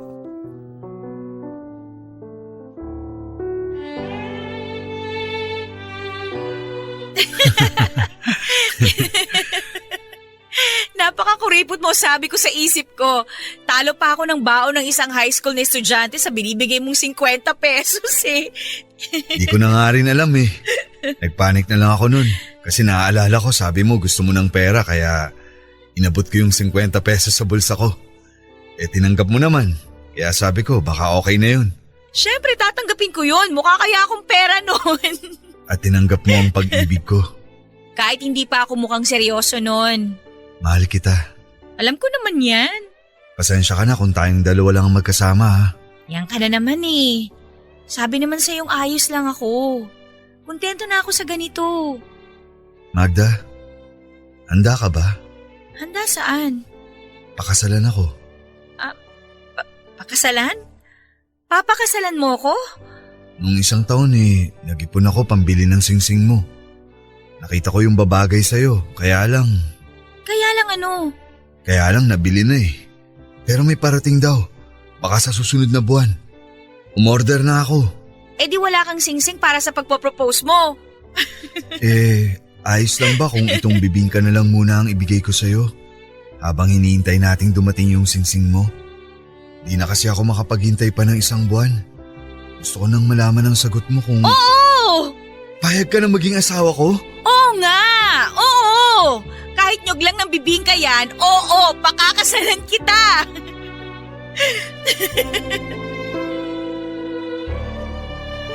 Ang planong kasal namin ay hindi natuloy. Hindi dahil nagkahiwalay kami kundi dahil na-stroke si Arturo. Sa sobrang pagtatrabaho nito ay hindi na nabantayan ang kanyang kalusugan. Gusto nito kasing makaipon talaga para maibigay sa akin yung pinapangarap kong kasal. Lagi itong hapo at madalas kong napapansin yon sa kanya dati pa. Ang sabi ko ay magpa-ospital na pero tumanggi ito. Takot pa rin sa doktor. Hinayaan ko lamang ito at iniisip ko na lamang na marahil ay pagod lang siya pero hindi pala. May iba na itong nararamdaman sa katawan niya at hindi niya yon sinasabi sa akin hanggang isang araw ay binalita na lang sa akin na dinala siya sa ospital ng mga kasamahan niyang jeepney driver. Init na init daw ito habang nagtatanghalian sila samantalang malamig ang hangin noon at umaambon pa. Kukuha lang dapat ito ng tubig dahil nakaramdam daw ito ng matinding uhaw at hilo. Pagkababa niya sa jeep kung saan sila kumakain ay bumulagta daw ito. At sabi ng doktor ay pangalawang stroke na pala niya ito. Pwede ka palang ma-stroke nang hindi mo namamalayan. Ganon ang nangyari kay Arturo. Papadudot akala ko noon ay wala nang pag-asang mabuhay pa si Arturo. Ang sabi kasi ng mga doktor ay malabo na. Kung sakali mang mabubuhay ito ay lantang gulay na. Ang sabi ng lahat ay wag na akong umasang madudugtungan pa ang buhay niya. Naging sapat naman raw ang nilagi niya sa mundong ito at pwede na siyang magpaalam. Pero ayoko. Hindi pa ako handa. Hanggat may paniniwala pa ako sa himala, kakapit pa rin ako. Oras-oras akong nagdarasal at humihiling na dagdagan pa ang mga taong pagsasama naming dalawa ni Arturo. Binuhos ko ang lahat ng laman ng puso ko sa bawat dasal ko. Hindi pa ako handang mawala ang isang taong nagpakita at nagpatunay sa akin na pwede akong mahalin, na pwede akong tanggapin. At sa unang pagkakataon sa buhay ko, pinakinggan ako ng Diyos. Sa unang pagkakataon ay nakatanggap ako ng himala dahil nabuhay si Arturo. 2 taon na ang nakakalipas mula nang na-stroke ito at ngayon ay nakaka-recover na ito kahit papaano. Hindi pa rin siya nakakalakad ng mag-isa. Hindi na halos maintindihan ang mga salita niya. Kailangan na niya lagi ng tutulong sa kanya mula sa pagbabanyo hanggang sa paghiga. Ako lahat ng gumagawa noon at hindi ako nakakaramdam ng pagod at pagkasawa. Mahal ko si Arturo at gagawin ko ito paulit-ulit kung kinakailangan. Mula nang nakilala ko siya, araw-araw niyang pinapatunayan sa akin ang pagmamahal niya. Pinagsilbihan ako nito nang hindi humihingi ng kahit na anong kapalit. At ngayong ako naman ang kailangan niya ay oras na para masuklian ko rin lahat ng ginawa niya. Napansin siguro nito na nandun ako sa kanyang tabi at nakatitig lamang sa kanya. Minulat nito ang mga mata niya at inaplos ang aking mukha. Pinunasan ko ang luha sa gilid ng aking kaliwang mata bago pa nito yon mahawakan. Ayaw niyang umiiyak ako, lalo na noong mga panahong nagpapagaling siya. Ayaw niyang nakikitang may patak ng luha sa aking mga pisngi. Ayaw niyang nasasaktan ako. Ayaw niyang nahihirapan ako. Nagpatulong ito para bumangon. Ngumiti ito sa akin at tinignan ang orasan. Malapit na ang Noche Buena. Malapit na ang aming anibersaryo. Ngumiti itong muli sa akin at sinabi ang salitang bibingka at napangiti ako.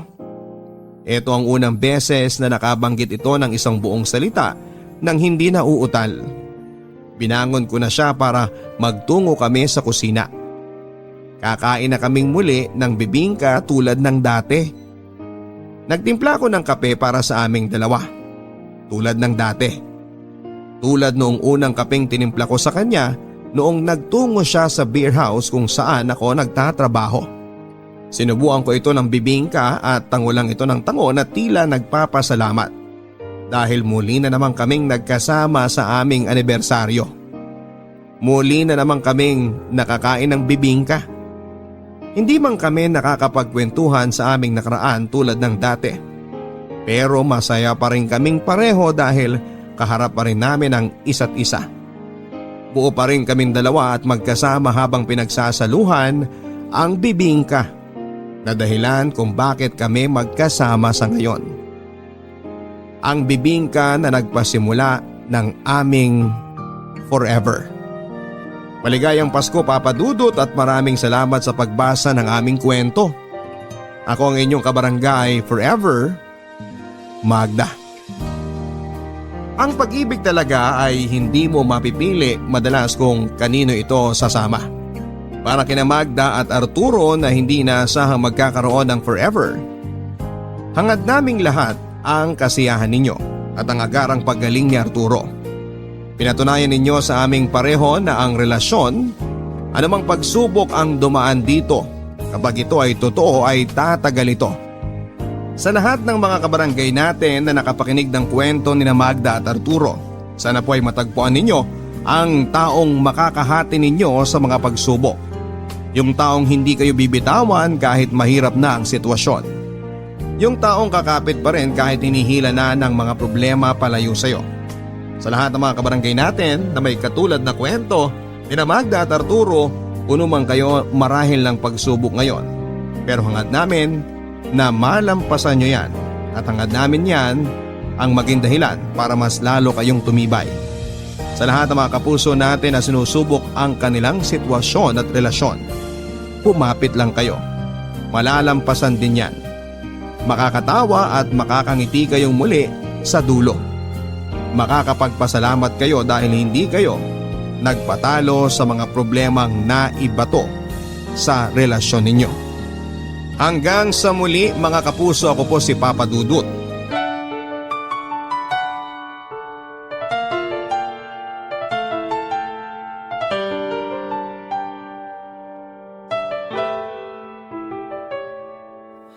Ang buhay ay mahiwaga, laging may lungkot at saya. Sa Papa Dudut Stories, laging may karamay ka.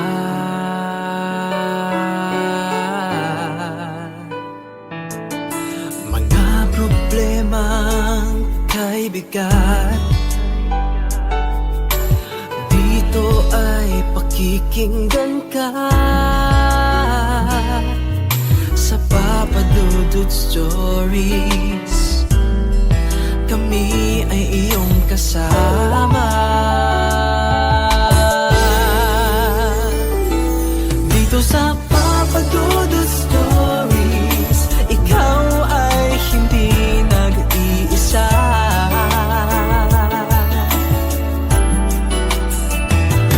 Dito sa Papa Dudut Stories, may nagmamahal sa'yo. Papa Dudut Stories, Papa Dudut Stories.